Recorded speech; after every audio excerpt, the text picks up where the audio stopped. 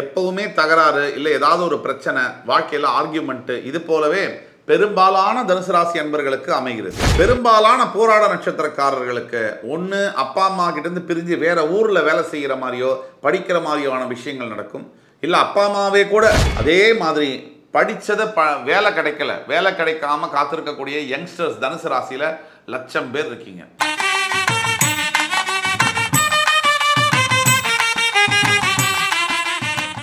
வணக்கம்.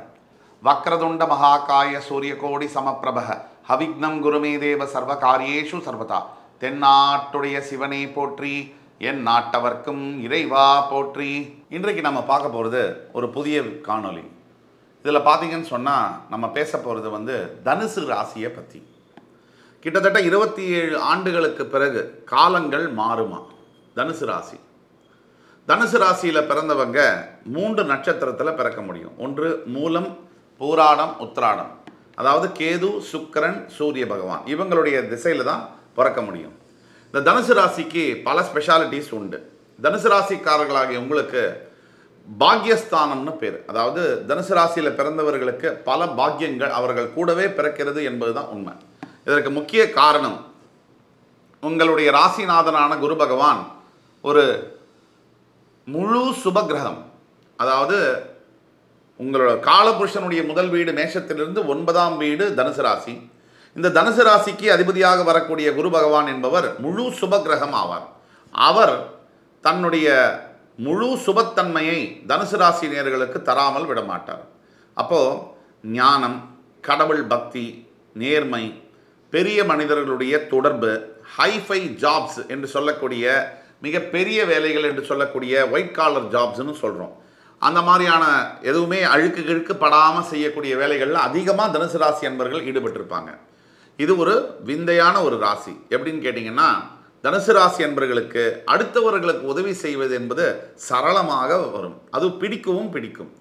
பொதுவாக தனுசு ராசி அன்பர்களுக்கு வாழ்க்கை துணை லைஃப் பார்ட்னர், ஹஸ்பண்டோ ஒய்ஃபோ சரியாக அமையறதில்லை. எப்பவுமே தகராறு இல்லை ஏதாவது ஒரு பிரச்சனை, வாழ்க்கையில் ஆர்கியூமெண்ட், இது போலவே பெரும்பாலான தனுசு ராசி அன்பர்களுக்கு அமைகிறது.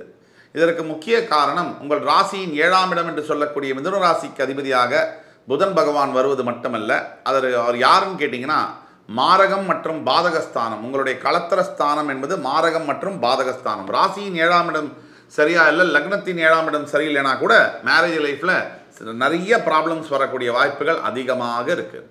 ஏன்னு கேட்டிங்கன்னா சந்திரன் அவர் வாழ்க்கையை தீர்மானம் செய்யக்கூடிய ஒரு கிரகம். சந்திரன் ஒரு ஜாதகத்தில் நல்லா இருக்காருன்னு சொன்னால், சுபத்துவத்தில் இருக்காருன்னு சொன்னால் அந்த வாழ்க்கை ரொம்ப நல்லா இருக்கும்.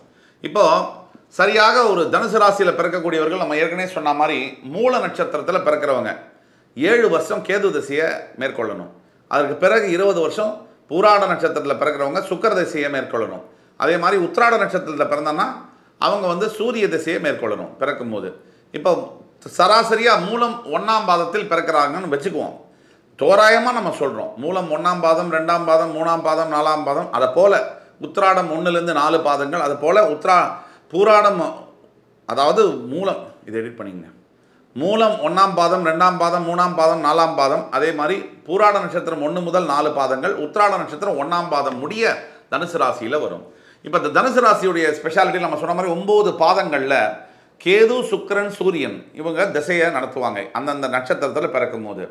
இப்போது கேது திசையில் பிறக்கிறவங்க சராசரியாக மூலம் நட்சத்திரம் 1ஆம் பாதத்தில் பிறப்பவர்களுக்கு கிட்டத்தட்ட சூரிய திசைக்குள்ளே போகும்போது 27 வயசு ஆகிடும். அதாவது சூரிய திசை என்பது 6 வருஷம். அது இப்போது என்ட்ராகிறதுக்கு முன்னாடி 27 வயசு ஆகும். சராசரியாக பூராட நட்சத்திரத்தில் பிறந்தவங்களுக்கு பார்த்தீங்கன்னு சொன்னால் இதுவே இன்னொரு 7 வருஷம் நீங்கள் சேர்த்துக்கணும். 7லேருந்து 10 வருஷம் சேர்த்துக்கணும். அப்போ மூலம் நட்சத்திரத்தில் பிறந்தால் 27 வயசில் சூரிய திசை ஆரம்பிக்கும். இதுவே பூராட நட்சத்திரத்தில் பிறந்தால் 37 வயசில் சூரிய திசை ஆரம்பிக்கக்கூடிய வாய்ப்புகள் அதிகம். அதே மாதிரி உத்திராட நட்சத்திரத்தில் பிறந்தால் பிறக்கும் போதே சூரிய திசை. அப்போ சந்திர திசையானது அவர்களுக்கு ஒரு 17 வயசில் வரும். இப்போ இதுதான் இங்கே உள்ள ஸ்டாட்டிஸ்டிக்ஸு. இப்போது இதில் பார்க்கும்போது கிட்டத்தட்ட ஒரு 27 ஆண்டுகள் இந்த கேதுவுடைய திசையும், கேது திசையில் பிறக்கிறதுங்கிறது, கேது பெரும்பாலும் தனுசு ராசி அன்பர்கள் பிறக்கிற தருவாயில் சில ஆரோக்கிய குறைபாடுகளை கொடுப்பார். சில உடம்பு படுத்தும், சில பேருக்கு ஃபீவர் வரும், சில வியாதிகளை கொடுக்கலாம். அதே மாதிரி சிறு வயதிலேயே பூராட நட்சத்திரத்தில் பிறந்தால் சுக்கிர தசை வருங்கிறதுனால அது அவஸ்தையை தான் கொடுக்கும். எப்போவுமே சுக்கிர தசையானது ஒரு 20 வயசுக்கு மேலே வந்தால் தான் நல்லது. சிறு வயதில் சுக்கிரதசை வரும்பொழுது சில தேவையில்லாத பிரச்சனைகளையும் ஏன் தாய் தந்தையரை பிரியக்கூடிய சில விஷயங்களையும் அது செய்யக்கூடும். பெரும்பாலான போராட நட்சத்திரக்காரர்களுக்கு ஒன்று அப்பா அம்மா கிட்டேருந்து பிரிஞ்சு வேறு ஊரில் வேலை செய்கிற மாதிரியோ படிக்கிற மாதிரியான விஷயங்கள் நடக்கும். இல்லை அப்பா அம்மாவே கூட பிரிந்து போகக்கூடிய சந்தர்ப்பங்கள் உண்டு. சிங்கிள் பேரண்டிங்காக வரக்கூடிய வாய்ப்புகள் நிறைய உண்டு. இதெல்லாம் போராட நட்சத்திரத்தில் பிறக்கிறவர்களுக்கு சில தாய் தந்தையினுடைய முழு அன்பும் பாசமும் பெறக்கூடிய பாக்கியம் என்பது கொஞ்சம் கடினம் தான். அதாவது இல்லவே இல்லைன்னு சொல்ல முடியாது, சற்று கடினம். ஆக இது ஒன்று. இப்போது 27 வயசுலேருந்து ஒரு 40 வயசுக்குள்ளே அவங்களுக்கு சூரிய தசை வரக்கூடிய வாய்ப்புகள் அதிகமாக இருக்குது.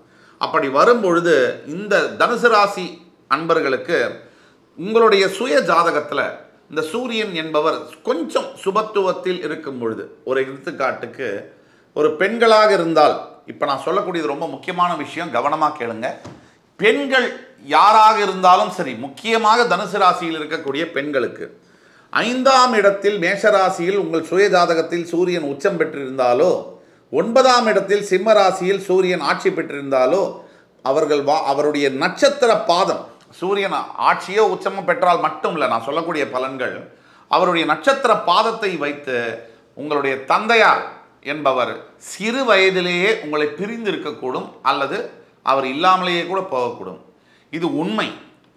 சராசரியாக 100 ஜாதகத்தில் 90 ஜாதகங்களில் நான் சொன்ன அமைப்பு, அதாவது சூரியன் ஒரு பெண்ணாக தனுசு ராசியாக இருந்து 5ஆம் இடத்தில் சூரியன் இருந்தாலோ, அதே மாதிரி 9ஆம் இடத்தில் பித்ருஸ்தானத்தில் சூரியன் ஆட்சி பெற்றிருந்தாலோ, அந்த பெண்ணுக்கு சிறு வயதிலேயே தந்தையை இழக்கக்கூடிய இல்லை தந்தையை பிரியக்கூடிய சந்தர்ப்பங்கள் அதிகமாக வரக்கூடிய வாய்ப்புகள் உண்டு.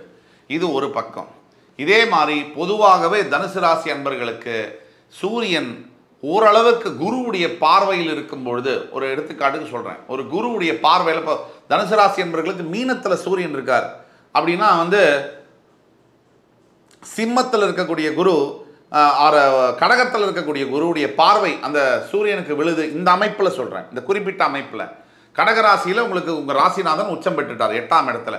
அவர் தன்னுடைய 9ஆம் பார்வையால் உங்களோட சுய ஜாதகத்தில் உங்களுடைய மீன ராசியில் சூரியன் இருக்கிற பட்சத்தில் அந்த குரு உச்சம் பெற்ற குருவுடைய பார்வையில் அந்த சூரியன் கனெக்ட் ஆகும்போது அந்த சூரிய திசை என்பது சொல்லவே முடியாத அளவிற்கு மிகப்பெரிய உயர்வுகளை தரும். ஒரு எடுத்துக்காட்டுக்கு சராசரியாக 3 வேளை சாப்பாட்டுக்கு கஷ்டப்படுற ஒருத்தர் திடீர்னு ஒரு தனுசு ராசியில் இருக்கார், ஒரு சூரிய திசை வருதுன்னு சொன்னால் நாட்டை ஆளக்கூடிய பதவிகளில் உட்கார வச்சிடும். இது நம்ம ஏற்கனவே கேள்விப்பட்டது தான். சராசரியாக ஒரு இருந்த ஒரு அரசியல்வாதி பேர் சொல்ல விரும்பலை, ஒரு நார்மலாக ஒரு தேநீர் கடை வைத்திருந்த ஒருத்தர் மிகப்பெரிய அளவில் நாட்டை ஆளக்கூடிய முதலமைச்சர் பதவியில் உட்கார்ந்தாருங்கிறது எல்லாருக்குமே தெரியும்.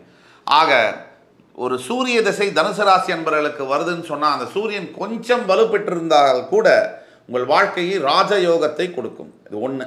அதே மாதிரி உங்களுடைய சுய ஜாதகத்தில் உங்கள் ராசிநாதன் குரு எந்த அளவுக்கு வலுப்பெற்றிருக்காருங்கிறத வச்சு உங்களோட வாழ்க்கை முழுவதும் நல்ல வாழ்க்கை துணை, நல்ல வீடு வாசல் அமைப்பு பதவி எல்லாமே அமையும். அது ஒன்று. இப்போ இருக்கிற கிரக சூழ்நிலையில், அதாவது கும்பராசியில் உங்கள் ராசிக்கு 3ஆம் இடத்தில் இருக்கக்கூடிய சனி பகவான், உங்கள் ராசிக்கு 4ஆம் இடத்தில் இருக்கக்கூடிய ராகு பகவான், உங்கள் ராசிக்கு 5ஆம் இடத்தில் இருக்கக்கூடிய உங்கள் ராசிநாதன் மேஷராசியிலிருந்து ரிஷபராசிக்கு 30ஆம் தேதி ஏப்ரல் போக போகிறார். இப்போ இந்த அமைப்பும் உங்களோட பிறவி ஜாதகமும் சேர்த்து பார்க்கணும். அப்படி பார்க்கும்போது உங்களுக்கு இப்போ சூரிய திசை நடக்குது அப்படின்னு சொன்னால் உங்களுடைய ராசிநாதன் கோச்சார ரீதியாக அவர் 6ஆம் இடத்தில் செல்லும் பொழுது சில பிரச்சனைகள் தடைகள் வரலாம், தாமதங்கள் வரலாம், இல்லைன்னு சொல்ல முடியாது. ஆனாலும் கூட சுய ஜாதகமே மேலோங்கும். இந்த கோச்சார ரீதியான பலன்களை விட, இப்போ இருக்கக்கூடிய கிரக சூழ்நிலையை விட, நீங்கள் பிறக்கும் போது கிரகங்கள் எங்கே இருந்ததோ அந்த பலன்கள் தான் உங்களுக்கு 90% வேலை செய்யும். லக்னம் தான் வேலை செய்யும். ராசியை விட லக்னம் தான் அதிகப்படியான வேலையை செய்யும். ஆக தனுசு லக்னத்தில் பிறந்தவர்களுக்கு நான் சொல்லக்கூடிய பலன்கள் இன்னும் 100% பொருந்தும். தனுசு ராசியில் இருக்கிறவங்களுக்கும் பொருந்தும், ஆனால் தனுசு லக்னத்தில் இருக்கிறவங்களுக்கு இன்னும் அதிகமாகவே பொருந்தும். ஆக தனுசு ராசி நேயர்களே, உங்களுக்கு இந்த ராஜயோக பலன்கள் சூரிய தசை யாருக்காவது வரப்போகுது தனுசு ராசியில், இல்லை சந்திர தசை வரப்போகுது அப்படின்னா நீங்கள் என்ன நடக்க போகுதுன்றதை நான் சொல்கிறேன். உங்களுக்கு தனுசு ராசி, நீங்கள் ஒரு 37-47 வயசுக்குள்ளே இருக்கீங்க, உங்களுக்கு சூரிய திசையோ சந்திர திசையோ வரப்போகுது இல்லை நடந்துட்டு இருக்குன்னு சொன்னால் உங்கள் ஜாதகத்தில் நீங்கள் பீக் டைமில் இருக்கீங்க. அதாவது நீங்கள் கிட்டத்தட்ட உங்களுடைய வசதி வாய்ப்புகள், உங்கள் வாழ்க்கை மாறப்போகிறது என்பது ஆணித்தனமாக கூற முடியும். அதாவது கடவுள் உங்கள் பக்கம் இருக்கார். தனுசு ராசி நேயர்கள் கடந்த ஒரு 7.5-8 வருஷமாக இந்த சனி பகவானுடைய 7.5 நாட்டு சனியினால் பாதிக்கப்பட்டு மிகுந்த துன்பத்திற்கு ஆளாகி கோடிக்கணக்கில் காசை இழந்து கடன் தொல்லைகளால் அவமானத்தால் அவதிப்பட்டிருக்கக்கூடிய தனுசு ராசி நேயர்களே, கல்யாணமாகாமல் காத்து கொண்டிருக்கக்கூடிய தனுசு ராசியில் இருக்கக்கூடிய இளைஞர்களே, அதே மாதிரி படித்ததை வேலை கிடைக்கல, வேலை கிடைக்காம காத்திருக்கக்கூடிய யங்ஸ்டர்ஸ் தனுசு ராசியில் லட்சம் பேர் இருக்கீங்க.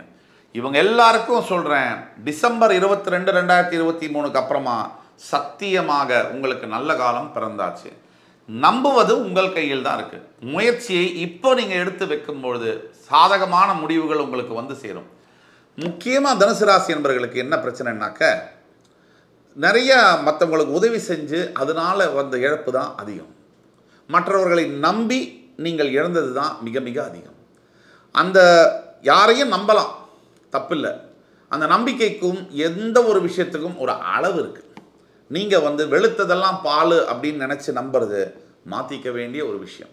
நீங்கள் எதை இதெல்லாம் மாற்றிக்கணும் உங்கள் எதிர்காலத்தில் நீங்கள் நல்லா இருக்கிறதுக்கு, அதை பற்றி பேசுவோம். முதல்ல நீங்கள் கண்ணா பின்னான்னு கண்மூடித்தனமாக மற்றவங்களை நம்புறதை மாற்றியே ஆகணும். ரெண்டாவது, உங்கள் சார்ந்த விஷயங்களை படன்னு எல்லார்கிட்டையும் போய் பேசக்கூடாது.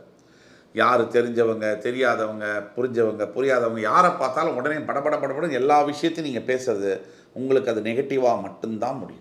ஏன்னா இன்னார் யார் பாத்திரம் அறிந்து பிச்சை கொடுன்னு சொல்கிறாங்க. அந்த மாதிரி யாருக்கிட்ட நீங்கள் பேசுகிறீங்க, அவங்க யார், உங்களுக்கு அவங்க எப்படிப்பட்ட நபர், இதெல்லாம் தெரியாமல் நீங்கள் பேசுகிறது உங்களுக்கு சரியான பலனை கொடுக்க முடியாது. ஆக நீங்கள் கவனமாக இருக்கணும்.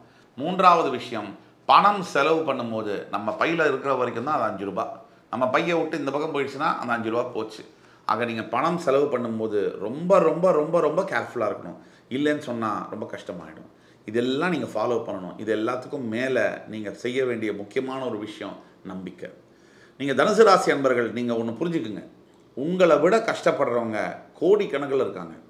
நீங்கள் நினைக்கிறது நீங்கள் தான் உலகத்திலே ரொம்ப கஷ்டப்படுறீங்க அப்படின்னு நினைக்கிறீங்க. அது ரொம்ப தவறான ஒரு கருத்து. 12 ராசிகளில் ஓரளவுக்கு கம்மியாக கஷ்டப்படக்கூடியது உங்களோட ராசிநாதன் குரு பகவான் உங்கள் ராசியில் மூலத்திரிகோண ஸ்தானம் அடைவார். அப்படிங்கிற காரணத்தினால மற்றவர்களை கம்பேர் பண்ணும்போது உங்களுக்கு இது கம்மியாக தான் இருக்கும். இருந்தாலும் பெண்களாக இருக்கக்கூடிய பல தனுசு ராசி என்பவர்களுக்கு கணவருடைய உடல்நிலையில் பாதிப்புகள் வரக்கூடிய வாய்ப்புகள் இருக்குது. ஏன் கணவருக்கு சில விபத்துகள்லாம் நடக்கக்கூடிய வாய்ப்புகள் இருந்தாலும் கூட உயிருக்கெல்லாம் எந்த ஆபத்தும் இல்லை. எதுவும் பயப்பட வேண்டாம், தைரியமாக இருக்கலாம். எது வந்தாலும் அந்த கெட்டது அதோட முடிஞ்சு போயிடும். அந்த அளவில் தனுசு ராசி என்பவர்களுக்கு பல துன்பங்களில் எத்தனை சவால்கள் உங்களுக்கு வந்தாலும் சரிங்க, ஒன்றை மட்டும் மறக்காதீங்க, கடைசியாக நீங்கள் ஜெயிக்க தான் போகிறீங்க. வெற்றி உங்களுக்கு தான் கிடைக்கும். காலங்கள் கண்டிப்பாக மாறப்போகிறது. உங்கள் காலம் உங்கள் கையில். இப்பொழுது காலம் உங்களுக்கு வசப்பட்டு கொண்டிருக்கிறது. அடுத்து வரும் காணொளியில் உங்கள் அத்துணை பேரையும் சந்திக்கும் வரை என் உயிரினும் மேலான தனுசு ராசி பெருமக்களே, உங்கள் அத்துணை பேருக்கும் என்னுடைய மனமார்ந்த நன்றிகளை தெரிவித்துக் கொண்டு உங்களிடமிருந்து விடைபெறுவது உங்கள் சுபாஷ் பாலகிருஷ்ணன். நன்றி, வணக்கம், வாழ்க வளமுடன்.